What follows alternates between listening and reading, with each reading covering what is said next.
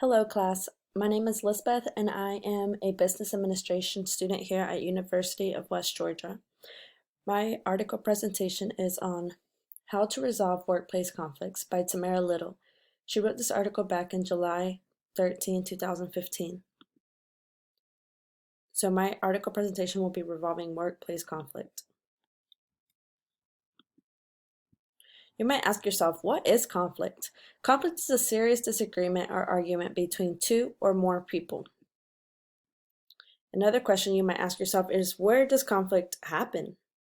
The truth is, conflict can happen anywhere around us. It can happen between family members, committee members, volunteers, clients, anywhere around the community. But today we'll be focusing more on conflict in the workplace. What causes workplace conflict? The biggest driver right now is misinterpretation. For example, let's say I'm presenting right now and we have about 20 people in the crowd. There's going to be an introvert who stays quiet the whole time until the end of the presentation. They give back criticism or they say something about my presentation. We can call that person an introvert. However, someone might find that like sabotage, that they're trying to sabotage my presentation and just wait for me to end. But in reality, that's just their personality. The opposite of that would be an extrovert, someone being consistently assertive or aggressive. But like I said, that's just their personality. But people often misinterpret this as something else. Diversity as a whole can cause workplace conflicts, whether it's age, gender, ethnicity, or personality. Someone in age, it could be, for example, a baby boomer working with a millennial. They're going to think about the workplace completely different. The values they have are going to be completely different as well, just because of the years between them. Gender is also going to cause conflict. If it's a girl and a boy working together, more than likely the boy's going to feel more superior, or the girl's going to feel that the guy's more superior, and that can cause conflict within the workplace as well. Ethnicity goes hand in hand with culture. That causes so many conflicts in the workplace just because of misunderstandings, not understanding each other. And like I mentioned before, personality. People also in the workplace today take things way more personally than they have been. So you have to be really careful what you say and what you do around people, because it can make them feel some type of way, and that can stir up conflict. Competition over resources. This is a problem because departments won't want to work with each other, and it'll make it harder for the company to reach goals from within. So you really want to make sure that your employees do not feel like they have to compete over stuff to make their departments work, because that will cause a lot of conflict. Here's more about conflict. Even seamlessly small conflicts can be important because they're often about larger issues. Workplace conflicts happen everywhere, and ignoring them can be costly. HR professionals should tackle problems before conflict turns into a face-off between departments that refuse to work together, as mentioned before, with the departments competing over the resources. Understanding reasons behind workplace conflict helps HR professionals tackle problems before they become bigger issues. If you can nip something in the butt when it's small, it won't ever be a big thing. But if you let a little issue just linger because it's small, that's going to create bigger problems within the company. However, conflict is not always bad, and you might ask, how is conflict not bad? It literally sounds bad. It's a whole disagreement and argument between two or more people. The truth is, conflict is actually very normal and healthy. Many believe it's the vital ingredient to organizational success. The most effective teams are those who feel safe to disagree with one another. So I feel like that's true, because then you don't have to hold back. You don't have to be thinking in your workplace, oh my God, what if I speak up? What if they get mad at me? What if this happens? What if I get fired? So it does create more effective teams when you feel safe to disagree, because then you have all these diverse ideas coming through and all these different ways to solve a problem. So it actually does help the business. Culture where dissent is allowed or encouraged can spur innovation, diversity of thought, and better decision making, and it can lead to higher levels of trust. People see it as okay to challenge the boss and change the status quo, which is better for the company. how we do stuff today or how we did stuff yesterday is not going to be like that forever. One day in the future, it's going to change, and that's usually because of conflict. Something happened in between that made the business better by people arguing, believe it or not. When is conflict unhealthy for an organization? When valuable employees quit. Especially right now that we're in a pandemic, it's so hard for people to find employees. If you go from business to business, you're going to see a "we're hiring" sign, no resume needed, hiring immediately. One of the first questions they ask is, when can you start? So you have to be very careful with conflict, especially right now, because you don't want your valuable employees to quit. You're probably going to use those employees to train your new employees. And what's going to happen when all your valuable employees quit? That's something for you to think about. When it is a waste for the organization, that's also when it's unhealthy for the organization, because it can be such a waste.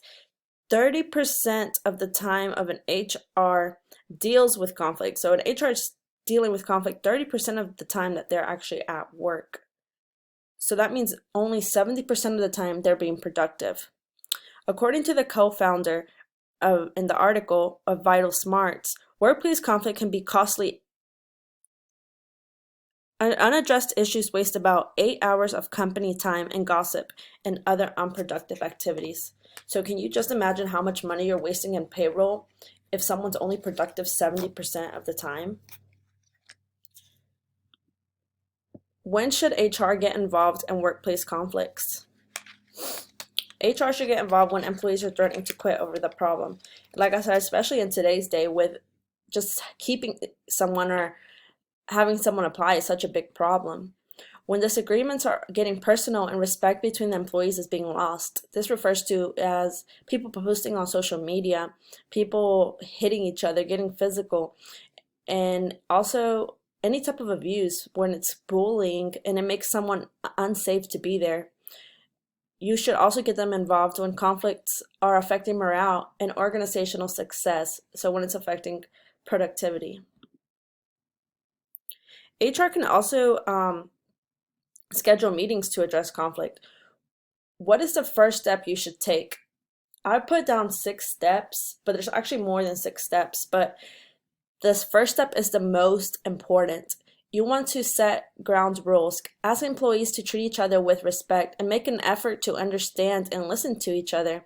If you set ground rules like, for example, everybody be quiet while someone speaks, that's going to go a long way, because if you have people constantly yelling and shouting at each other, you're just creating more conflict at that point. So it's good for people to understand ground rules so that the rest of the foundation is kind of at ease and it's easy for people to talk to one another. Step 2 is ask each participant to describe the conflict without using the word you, and to avoid more conflict, instead use the word I. So this is referring to, if I constantly say, you did that, you said that, but you, that just seems like you're blaming someone.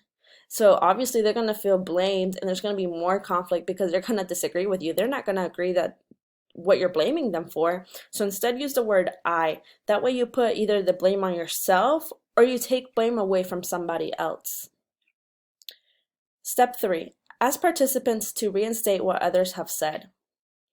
This ensures that we are actively listening. You can hear somebody all day long and not know what they're saying, but if you're actively listening, this goes along with step 4. You can summarize what the conflict is and you can obtain agreements from the participants. But if you're just there listening, hearing, and not actively listening, you're not going to have a clue what's going on, and that's just going to create more conflict because then those people are going to feel ignored. Step 5 is brainstorm solutions. Everybody in the room will probably have a solution.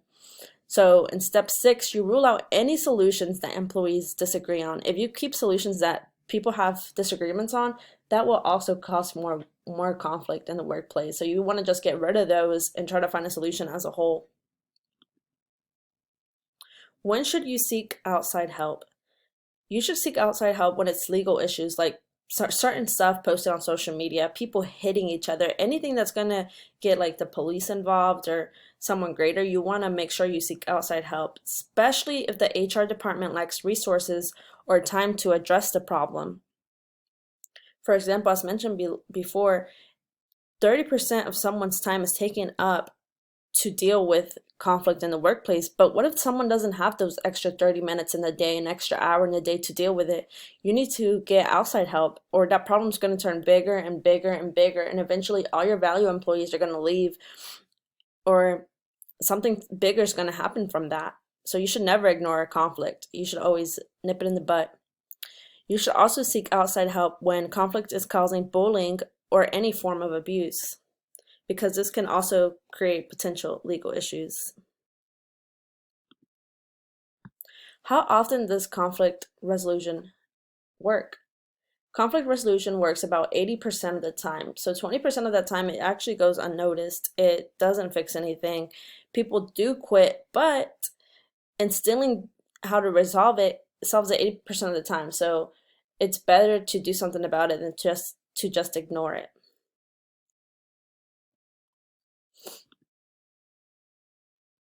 The end.